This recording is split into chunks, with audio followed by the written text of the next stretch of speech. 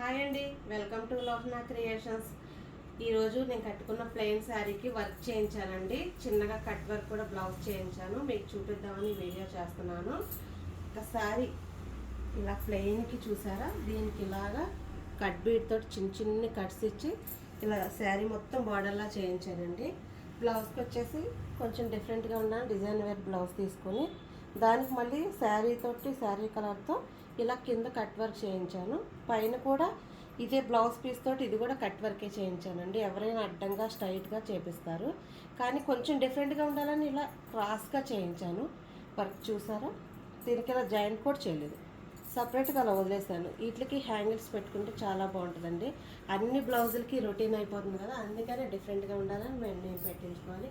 Back కూడా ఇలా cut work ఇచ్చానండి. బ్యాక్ కూడా ఇలా కట్ వర్క్ ఇచ్చాను.